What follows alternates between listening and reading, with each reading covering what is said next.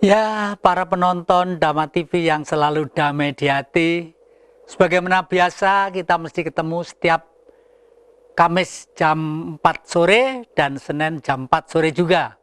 Sebagaimana biasa, sebelum kita berbincang-bincang ke sana kemari, kita panjatkan puji syukur kepada Sang Maha Pengasih lagi penyayang, Sang Pencipta alam seisinya ini.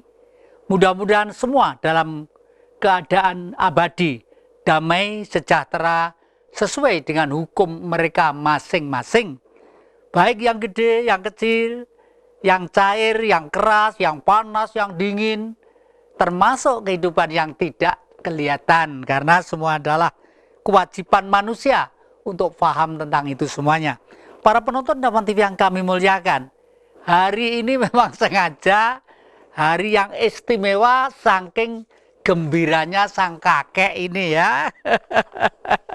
Ternyata apa yang kakek obrolkan beberapa bulan atau tahun yang lalu benar bahwa Dhamma TV ini dalam jejak Ki Jati dicermati oleh pengamat-pengamat politik, pengamat-pengamat sosial, pengamat-pengamat budaya. Nanti akan saya jelaskan. Nah, ini lembarannya seperti ini ya. Tapi sebelum itu, para penonton Dhamma TV yang kami muliakan, supaya jujur ini sesuai dengan judul ini, supaya sesuai dengan kegembiraan hati saya. Apa gembiraannya? Tidak rela kalau belum negeri ini kembali sebagaimana Mojopahit yang perkasa, jaya ratusan tahun. Nah, kok kebetulan saya itu kalau ngelowos di hutan-hutan, di gua-gua, di gunung-gunung, ketemu dengan dulur Sinorowedi yang dua-duanya hari ini kami datangkan untuk bersama-sama dengan Anda semuanya. Tidak akan disayang kalau tidak kenal, biar memperkenalkan diri. Sebelah kiri saya yang tengah ini Kak, saya manggil ya Mas Hendra gitu aja. Tapi lahir di mana, asal usulnya bagaimana gitu. Monggo kami persilakan. Mas Hendra dulu perkenalkan. Assalamualaikum warahmatullahi wabarakatuh. Salam sejahtera bagi kita semua. Rahayu, rahayu, rahayu. Nama saya Indra Musafa, lahir di Surabaya. Saya adalah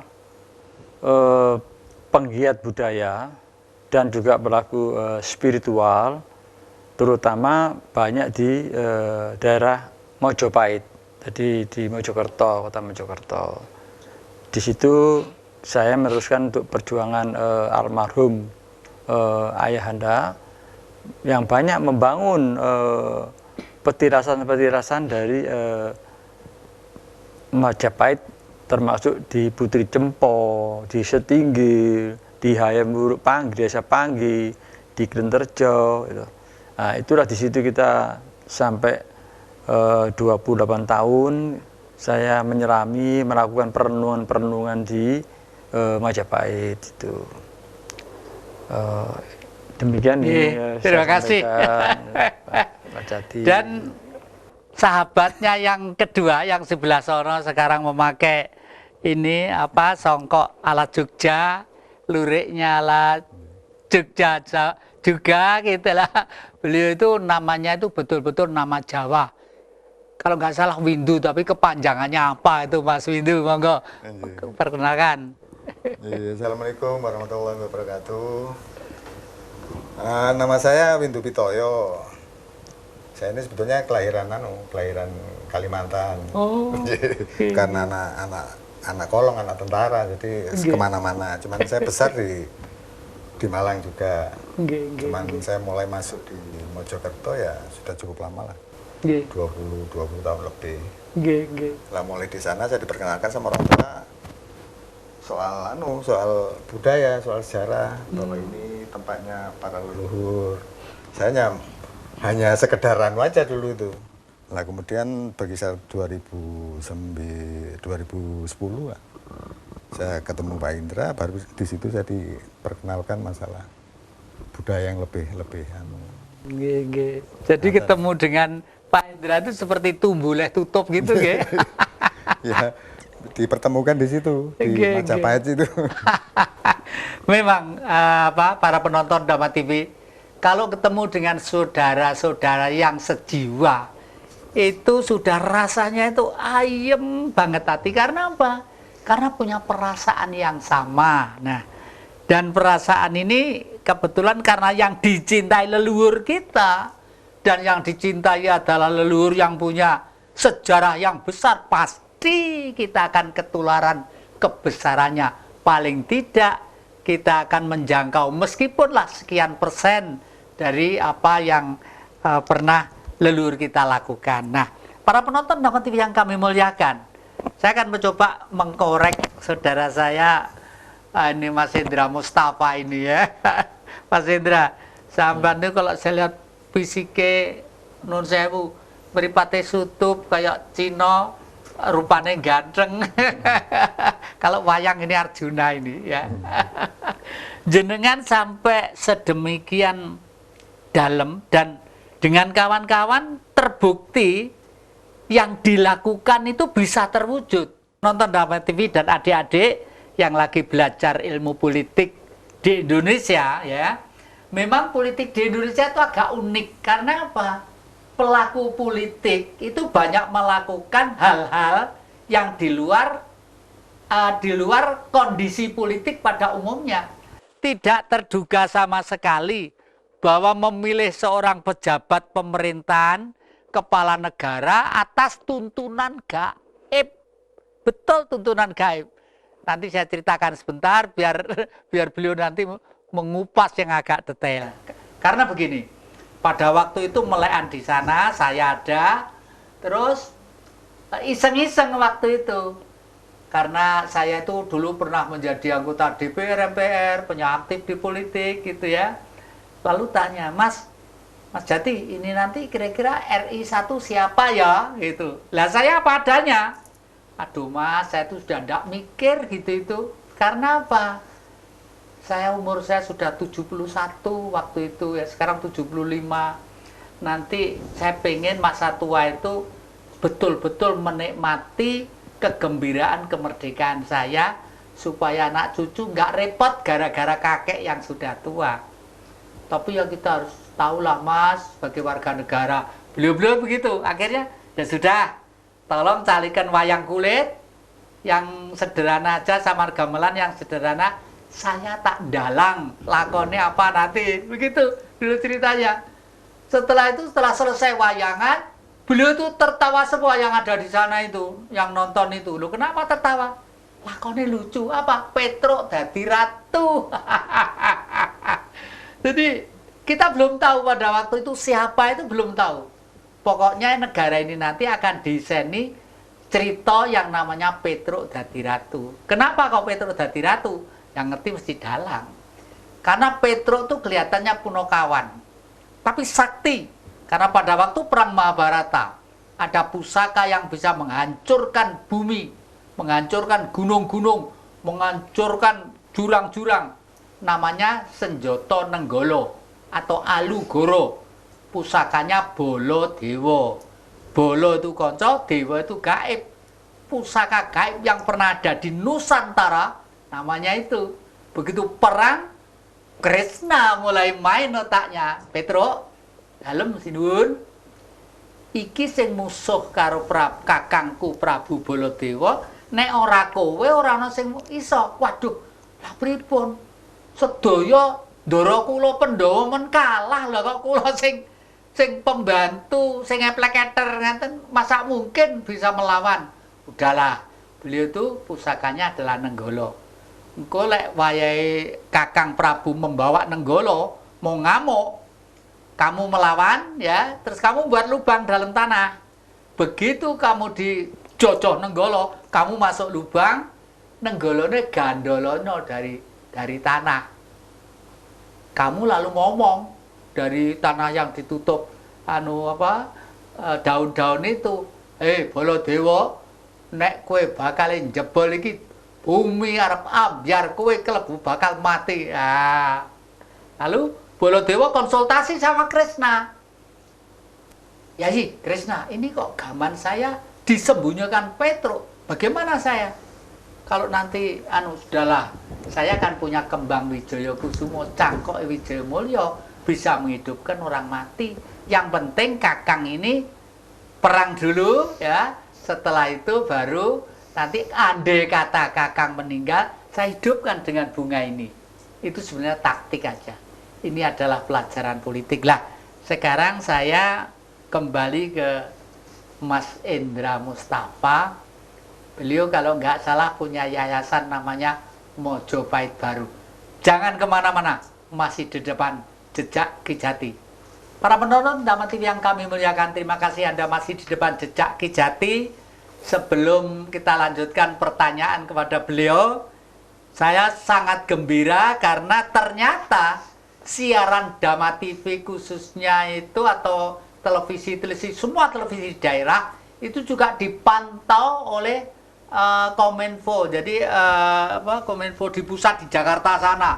Ternyata kalau menurut ini namanya ini apa Mas namanya gini nih kolom-kolom ini ya namanya ya. Diagram.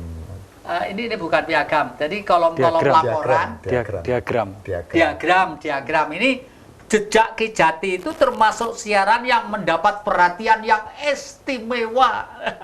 Ini pasti satu berkat penonton. Karena penonton setia. Karena Dhamma TV ini dalam streaming bisa diikuti dunia juga. Dan dunia memperhatikan juga. Dengan apa ruang yang namanya Jejak Ki Jati. Ini satu. Karena para penonton, dua kali. Karena adik-adik kru Dhamma TV dengan kesederhanaannya, dengan kelihayannya, mampu membuat suatu siaran sehingga orang lain senang. Gitu.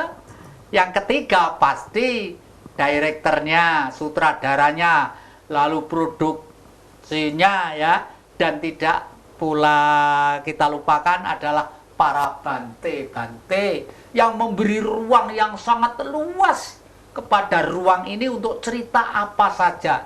Selama itu tidak menyangkut masalah ras, golongan, atau politik yang ekstrim dan lain sebagainya, Nah ini seperti itu. Terima kasih para penonton. Kita mendapat satu pengamatan, satu penghargaan, bukan harga nilai uang tidak ya, harga apa yang disiarkan ini betul-betul bermanfaat untuk kemanusiaan. Nah, Mas Indra, jenengan kok sampai sangat ambisi mempunyai cita-cita Majapahit Baru. Kalau di dalam nyanyiannya Mbak Indah Kuswantoro, kalau nggak salah, Mojopahit puniki zaman sekarang lah gitu ya. Itu sebenarnya bagaimana Mas? Ya.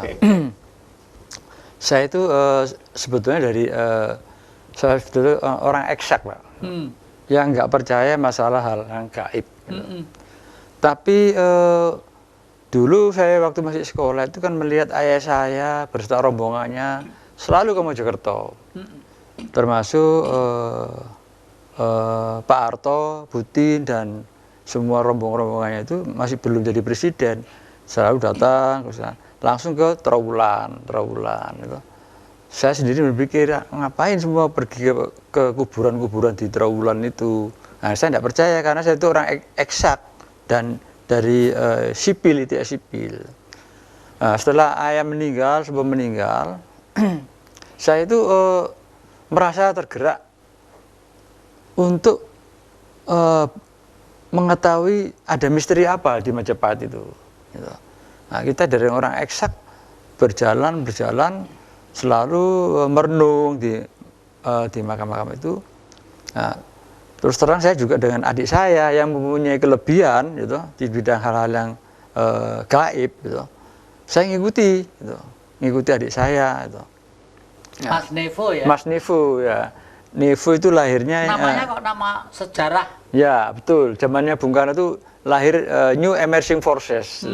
Lahirnya pas itu? Ya, Nevo ya, jadi nama Nevo, nama orang tua. Nah, adik saya itu mempunyai kelebihan itu, tapi saya sendiri sebetulnya dari terah yang 15 itu dari Raden Matah itu, Pak. Gitu. Rasanya kok saya itu ke sana itu melihat perjuangan membangun petilasan itu, saya itu merasa juga ingin memuliakan leluhur gitu.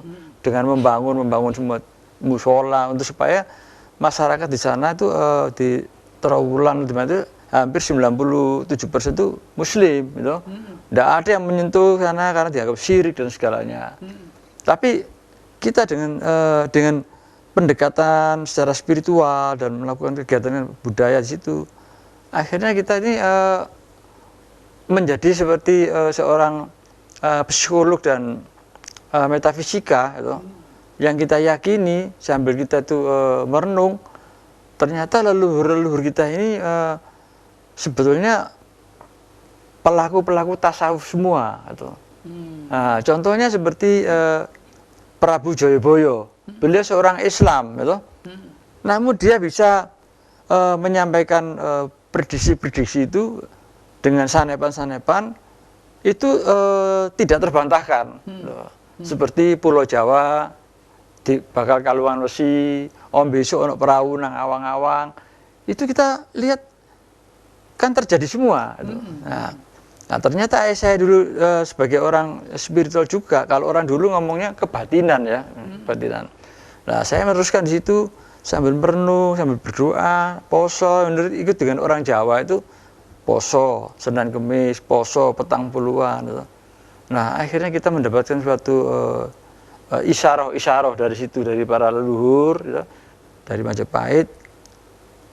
Tapi menyampaikan masalah banyak yang menyampaikan masalah kenegaraan gitu. Nah, dan kita melakukan itu bukan setahun 2 tahun, hampir 25 tahun Pak Jati itu. 25 tahun menyelami ke Jayabaya gitu. Nah, ternyata saya lihat secara eksak itu ternyata leluhur kita ini di dalam metafisika maupun psikologi, mereka mempunyai karomah, kalau orang Islam bilang kelebihan yang diberikan oleh Tuhan itu di dalam psikologi bisa dikatakan precognition bisa membaca masa depan dan retrocognition bisa melihat masa lalu gitu. Nah, dan kita percaya di dalam metafisika itu ada teori determinantship ya, bahwa semua itu Tuhan menciptakan seru sekali alam itu. Itu semua pasti punya rencana dan tujuan. Ada rencana dan tujuan. Juga masa depan suatu bangsa itu sudah ada skenario. Kalau itu skenario langit, ini skenario tiap-tiap manusia itu punya skenario sendiri. Dan itu adalah hal yang gaib yang diatur oleh alam semesta.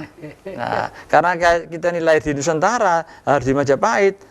Akhirnya dari Majapahit itu kita sudah secara sejarawan dengan raja-raja Bali, kita mengakui bahwa Majapahit leluhur kita ini luar biasa. Beliau itu bisa mengusir invasi dari Kubilai Khan dan Tiongkok itu sebanyak 2 divisi gitu. Nah, 2 divisi sampai abad ke-13 itu yang dinamakan Majapahit Gajah Mada yang mempunyai kecerdikan dan kepandaian dan ahli gitu. Beliau itu menahan invasi Tiongkok Tiongkok dan Kubilai Khan itu sampai dia di Madagaskar, sampai ke Madagaskar. Di Madagaskar itu mereka sudah bergerak untuk masuk Asia gitu. Nah, untuk masuk Asia. Afrika sudah dikuasai semua. Kemudian di Madagaskar itu ada dulu namanya itu menurut sejarah itu Laskar Mada, Pak. Laskar Mada itu. Nah, untuk menahan invasi itu. Jadi kita membuktikan bahwa spirit of Mojopahit seperti samudera raksa yang ada di Jogja membuat perahu-perahu dan dengan lunas 80 meter itu secara sejarawan dan teknik dari ITS semua kita mengadakan riset. Ternyata nenek moyang kita juga dulu tuh peradabannya maritim, Pak, itu peradaban maritim dan ekonominya dari agraris gitu. Dan bisa ahli maritim, ahli pertanian. Nah, untuk menahan itu, nah setiap sejarah ini saya mempercaya bahwa apa yang dikatakan Joyoboyo itu betul. Pakem-pakem Notonegoro, Soekarno, ini semua sebetulnya yang kuat untuk pemerintah negara ini ya, Notonegoro. Ya. Nah, dari situ kita pelajari ada Satrio Kinunjoro, Satrio ini dan Satrio ini. Terakhir kita mendapat suatu amanah yang luar biasa untuk menyampaikan kepada semua saudara-saudara kita. Dawuh, kamu dawuh, adik saya itu. Kalau orang Bali itu kerawuan itu bicara bahwa di Hayamuru waktu itu bahwa iki ono Jokowi nang tlatah Solo. Iki Unggano, iki Satrio Mojopahit. Kita tidak tahu siapa Jokowi itu.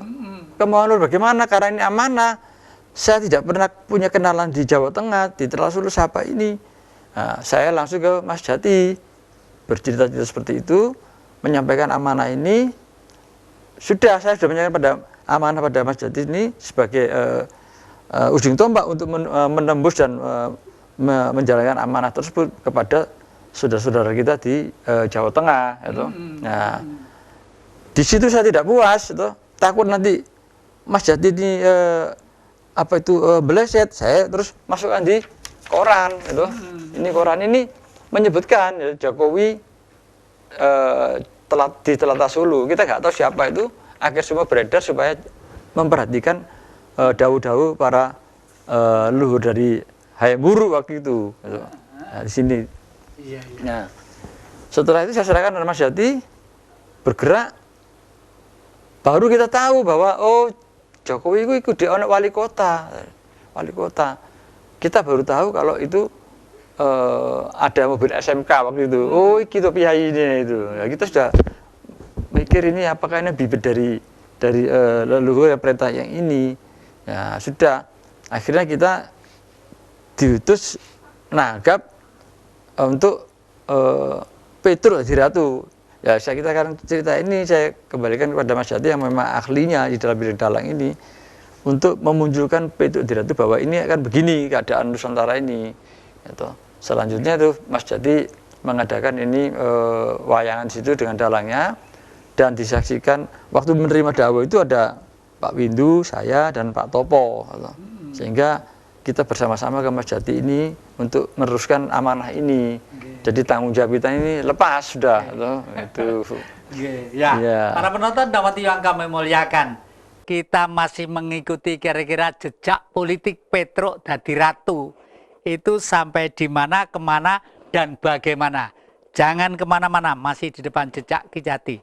Terima kasih para penonton Dawat TV yang kami muliakan. Anda masih setia, ya memang unik ya ruang jejak Ki Jati. Ternyata dunia politik itu yang malah selamat, ya, yang malah aman, tidak mengharapkan apa kiprahnya orang-orang politik dalam tanda petik, tetapi justru kadang-kadang kita yang masih setia terhadap bumi, yang mewarisi bumi yang namanya leluhur itu, kalau kita komunikasi batin kita, paling tidak komunikasi sujud terhadapnya, itu paling tidak kita akan selamat lah. Seperti lalu sekarang kita akan ke Pak Windu ya, Pak Windu. Sejak saya awal diajari dengan mengenal spiritual dengan Mbak Indra dulu itu, ya memang berefek waktu itu. Jadi ujian-ujian dari keluarga, ada benturan, ada. Tapi lama-lama setelah saya diajari melakukan, artinya tawasul ya istilahnya, sering-sering kita berdoa di situ, akhirnya hilang dengan sendirinya. Lama-lama akan hilang karena apa yang ngotori di diri saya atau apa itu mulai hilang itu. Karena saya sudah tidak pakai pikiran logika lagi. Kita pasrah aja sama yang di atas gitu aja. Pengalaman saya seperti itu. Padahal ada orang teknik. Gitu ya. Backgroundnya teknik tidak ya? Saya teknik. Dulu sulit artinya saya untuk percaya seperti itu sulit sekali. Iya, memang umumnya yang justru kuat di bidang non eksak, kurang teknik ya. Bung Karno itu kan orang teknik, teknik ya. Umumnya ke sana lah. Para penonton Dhamma TV yang kami muliakan, oleh karena itu kalau kita punya putra putri ya yang kira-kira agak aneh itu wong sekolah di teknik senengane kok keluyuran turutane Pak Depokane Pak Jati ya. Kemarin juga ada 25 mahasiswa-mahasiswi dari UB kemarin di sana, memang selalu terus-menerus pokoknya masih bicara tentang Pancasila dan segala perwujudan aplikasinya silahkan gunakan. Saya membuat itu di Singosari itu memang untuk menyebarkan Pancasila nasional dan internasional. Sekarang sambutan dari luar pun mulai banyak komunikasi. Nah, para penonton Dhamma TV yang kami muliakan, memang di dalam dunia gaib ini kadang-kadang kita kalau cepet, makanya cepet pinter itu udah bagus ya. Cepet pinter ini berarti justru lambat ngerti ya. Kenapa? Cepet pinter itu kebelet pinter kok. Wis lulus gitu perasaannya wis nanti mesti iso sembarang kalir. Saya kemarin itu mengikuti dari hasil-hasil ujian ya. Ternyata kita itu banyak lulusan ya yang masih memegang ijazah, tapi masih belum tentu saya harus hidup lewat apa. Nah, padahal kalau kita kembali ke Yayasan Mojopahit yang dikayalkan oleh saudara saya Mas Endra ini ya, itu di luar dugaan umum loh, di luar dugaan umum lah. Dan ini persis dengan apa yang berkali-kali kita bedah lewat Dhamma TV ini. Kita itu punya surga yang namanya Indonesia. Lautnya kaya, hutannya kaya, mineralnya kaya ya. Dulu Australia itu wilayah kita dari Ternate sana. Oleh karena itu Irian dulu itu tidak akan boleh kita lepaskan karena memang itu milik kita. Dan hasil di sana satu hari kalau untuk makan bangsa Indonesia untuk seminggu, hasil satu hari bisa. Lah saya kira emas 1 gram sekarang sudah hampir 500 lebih ya. 500 beras cuma berapa? Jadi hasil sana berapa ton emas itu dan tembaga dan uranium platiniumnya ya banyak sekali. Jadi kalau untuk satu hari untuk makan saja cukup. Loh itu kok sampai bangsa kita bertengkar. Oleh karena itu mohon maaf ya, di waktu pemilihan umum 2019 kakek berkali-kali berulang-ulang mengatakan pada penonton, kalau sudah seperti ini tegangnya, itu kita harus bagaimana? Ya kita harus niru apa yang dilakukan leluhur. Bayangkanlah seakan-akan kita ini Bung Karno. Bung Karno pada waktu anak bangsa itu rebutan melok apa, melok Bung Karno apa melok iki, itu hampir didu sama Blok Barat teyar gini. Bung Karno lebih diam, lebih baik diam. Bung Karno itu mendirikan PNI, Partai Nasional Indonesia. Begitu menjadi presiden, diangkat jadi bapaknya PNI, Bung Karno tidak mau. Saya tetap Bung Karno tahun 27 yang lalu. Tetapi saya ini sekarang sudah milik bangsa. Semua itu adalah anak Ibu Pertiwi. Inilah jadi adik-adik. Ini kalau kita gambarkan yang lalu, baru-baru ini kita Paskah ya, memperingati hari Paskah beberapa yang lalu, itu bisa juga dicontoh. Tuhan Yesus di tiang salib, artinya kalau manusia itu sanggup jasmaninya kita kembalikan dengan rasa hormat untuk kepentingan bangsa, dijamin surga. Dijamin surga. Contohnya siapa? Para nabi. Tidak ada nabi yang fanatisme dengan agamanya itu tidak ada. Termasuk Rasulullah loh ya. Rasulullah malah lebih gamblang lagi. Ini kalau tanya dengan Pak Indra ini lebih jelas ini ya. Ya Rasulullah, siapa orang saya hormat di muka jagat raya ini? Bayangannya kan yang sering disebut Allah. Nabi menyebut apa? Ibumu, ibumu, ibumu, baru bapakmu. Karena tanpa beliau tidak lahir kita lah. Ibu bapak dari siapa? Dari mbah dan kakek. Mbah dan kakek dari siapa? Dari buyut putri dan buyut kakung. Buyut putri, buyut kakung dari mana? Canggah putri, canggah kakung. Canggah putri, canggah kakung dari mana? Uget-uget, gantung siwur, dan lain sebagainya. Ini yang ninggali Ibu Pertiwi ya. Jangan sampai kita sebagai bangsa ini lalu kita kacau otaknya. Gara-gara ambisi untuk cari duit lewat jabatan. Jangan. Sudah tidak zamannya lagi. Maaf Mas Indra, saya udah gini itu udah iso ngempet terus terang aja ya. Jadi kita kembalikan jenengan mendirikan Mojopahit baru itu kayalan sampean ki piye apa iso ana konsepsi sing jelas. Itu monggo silakan. Nama yayasan saya Mojopahit baru itu sebetulnya juga hasil perenungan. Kalau Majapahit leluhur kita itu sudah mulia, Pak. Sudah pernah mulia, sudah pernah jaya, sudah ahli di bidangnya. Tapi sekarang generasi penerus, saya menganggap Majapahit generasi baru.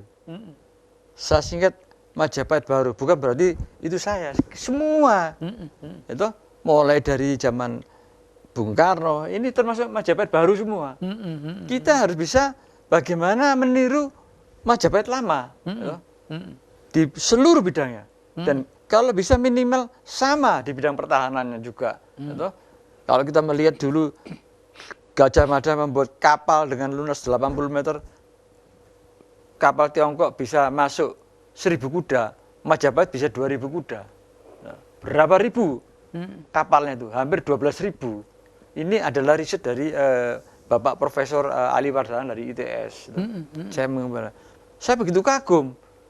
Makanya dengan Majapahit baru, generasi baru ini, saya yakin bahwa Gemah Pahlo Jinawi ini akan ada. Dan petunjuk-petunjuk yang dari leluhur ini, besok mata uang dunia ini akan jadi satu. Ya, berupa dinar atau emas. Nah, kalau sudah berupa emas, emas di sini 1 gram sama emas di Amerika, itu diredam sama toh? Sama. Itulah kebangkitan Amerika. Jadi di sini gunung emas itu banyak, siap itu. Jadi saya yakin bahwa kita ini diincar oleh negara-negara orang-orang yang kepingin masuk ke Indonesia ya, dengan sistem kapitalis dan apa itu sosialis seperti itu. Nah, ini arah kemana itu?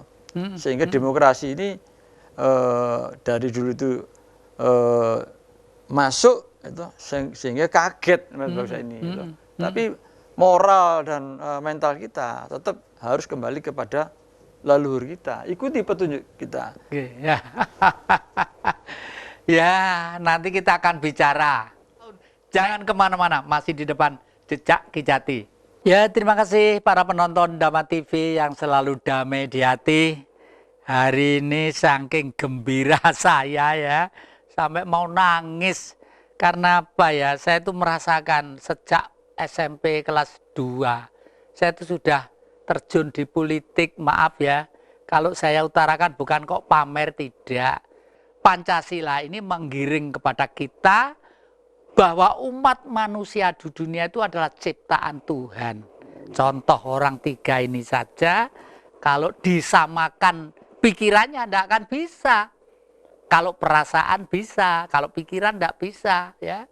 Kalau pikiran orang sini sedang pakai baju macam-macam, saya seperti ini, tapi masih nasional semua. Batik ya, lorek, iket itu masih nasional. Saya juga begitu. Ini adalah cinta kita terhadap bumi pertiwi, ben podo maem mergo produk dari kita. Istilahnya Mbak Titik Puspa sama apa itu, pakailah produk-produk Indonesia lah. Itu benar juga ya, kita produksi banyak kok ya. Nah, para penonton Dhamma TV yang kami muliakan, masih ada waktu ini saya akan mengorek Mas Indra dulu. Jenengan selama punya cita-cita dan malah mendirikan yayasan Mojopahit baru, kira-kira harapan apa, gendala-gendala apa yang selama ini agak memperlambat konsepsinya? Lalu gendalanya apa, harapannya apa kira-kira? Kalau kita melihat statementnya Bung Karno mengenai jas merah. Jangan melupakan sejarah. Jadi kita untuk mengadakan suatu ikatan kesatuan persatuan ini yang harus kita tonjolkan adalah budaya, Pak. Suatu bangsa itu dikenal karena budayanya, bukan agamanya, Pak. Ya, budayanya ini. Jadi kita banyak budaya, banyak suku, banyak ini di Nusantara ini sudah komplit, dan Pancasila itu sudah menjadi prinsip, di mana leluhur kita ini meninggalkan 3 mutiara. Nah, satu adalah wawasan Nusantara. Beliau meninggalkan wawasan Nusantara. Kemudian Gulo Klopo, merah putih yang dikenal sekarang. Yang ketiga Tanhana Dharma Mangrua, berbeda tapi satu kesatuan. Jadi Mojopahit itu menyatukan semuanya, persekutuan itu, sehingga kuat saat itu. Ucapan Ratu pada waktu itu sudah bisa merupakan suatu sabdo, undang-undang gitu ya. Saya memikir ke depan ini bisa kemungkinan kita ini kembali kepada monarki gitu, yang konstitusional. Monarki dengan kita hidup dari modern. Gitu. Ya, budaya itu harus kita pegang untuk saling menghargai, saling menghormati. Karena semua intinya semua adalah sama menuju kepada Sang Pencipta. Hanya sebutannya berbeda-beda. Tapi budaya ini kita hidupkan sehingga kita hargai. Gitu. Dan kalau kita melihat ini dari negara Tiongkok pun rupanya juga menghidupkan peradaban lama dengan pengakuan dia sebagai bahwa ini adalah Laut Cina Selatan, ini adalah dari leluhur kita. Dia membuat suatu pertahanan situ, penerus selatan. Lah, ini yang kita harus kita lihat bahwa Sanggrama Wijaya, Raden Wijaya itu mengusir mengusir itu semua itu kan harus dengan tidak berhadapan satu persatu. Gitu. Nah, bangsa kita ini harus bisa bagaimana cerdas, cerdik, gitu, bisa mensiasati semuanya ini. Nah, zaman dulu sudah ada obor, one belt one road itu. Tapi lewat laut. Tapi semua laut ini kan dikawal terus sama Gajah Mada ini. Nah, cuman sekarang saya mendengar jalur sutra ini sudah juga mau dibangun lewat darat itu. Nah, cuma sekarang tidak perlu ditinjau kembali, dipikirkan kembali, jangan melihat bahwa ini pemanis, bahwa bisa melencar ke sana itu bisa. Tapi kalau ini itu juga terjadi, jika kita dari pertahanan juga harus kita pikirkan. Jangan sampai seperti jadi Angola, Tibet. Dalam waktu 1 bulan, kalau One Belt One Road ini lewat darat, 1 bulan Tiongkok bisa masuk 200 juta. Logistiknya dan tentaranya, ini perlu kita pertimbangkan lagi, gitu loh ya. Itu menurut saya. Tapi kalau lewat laut, itu saya rasa ada kesulitan. Itu yang kita himbau supaya bisa dikaji ulang lagi. Terima kasih. Terus ke Pak Windu ini. Pak Windu, setelah jenengan mengikuti pemilu 2019, harapan apa panjenengan yang akan sampaikan kepada kalayak ramai? Harapannya sih ya presiden yang akan datang ini bisa ngayomi rakyat, memahami. Jadi artinya karena seorang presiden itu sebagai wakil ya, sebagai wali istilahnya, yang bisa mengayomi rakyatnya ya, seyogyanya presiden tidak hanya untuk kepentingan pribadi atau kepentingan lain, tapi untuk kepentingan rakyatnya. Saya rasa demikian. Ya, para penonton dapat TV yang kami muliakan. Ternyata perasaan itu kalau dikumpulkan sama ya intinya ya, bahwa keterpihakan kita adalah pada perasaan. Kalau kepada pikiran tidak akan ketemu ya. Oleh karena itu nun sewu akhir-akhir ini saya buka di WA melihat di lapangan itu sing kurang umumnya pengikut-pengikutnya ya. Maka dari itu ini sudah masuk ke 2019 ya, akan masuk ke tahun baru lagi, akan masuk bulan Desember, apalagi baru-baru ini kita melewati Hari Ibu, ingat Ibu Pertiwi, perjuangan Ibu Kartini ya, dan lain sebagainya. Itu di Dhamma TV sudah mulai ada acara-acara yang digemari oleh anak-anak juga. Dan terima kasih juga bahwa orang tua-tua sudah mulai sadar bahwa pumpung ada sarana pendidikan budi pekerti secara tidak langsung yang bisa menanamkan budi pekerti kepada anak-anak, mengingat kurikulum negara secara formal wis adoh terhadap budi pekerti, ya silahkan berbondong-bondong untuk nonton Dhamma TV ya. Karena tadi sudah saya katakan ini ternyata Dhamma TV dalam ruang jejak Kijati ini mendapat apresiasi yang sangat bagus sekali ya, secara nasional dari Kominfo, dari komunikasi dan informasi dari Jakarta sana. Ya, berarti kerja keras kita, kerja keras adik-adik seluruh jajaran, baik yang sponsornya sering memperkuat siaran ini, mudah-mudahan Sang Maha memberi limpahan yang sesuai dengan amal kita semuanya demi Indonesia dan demi kemanusiaan. Akhirnya para penonton Dhamma TV yang kami muliakan, sekali lagi saya peringatkan, jangan lupa ngadep Dhamma TV setiap hari Kamis jam 4 sore dan biasanya diulangi Senin jam 4 sore juga. Sudah barang tentu dalam jejak Kijati khususnya, yang lainnya boleh karena para Bante juga memberi ajaran-ajaran tentang kepribadian yang sangat berbudaya. Kami ucapkan terima kasih, sampai jumpa di lain kesempatan. Rahayu.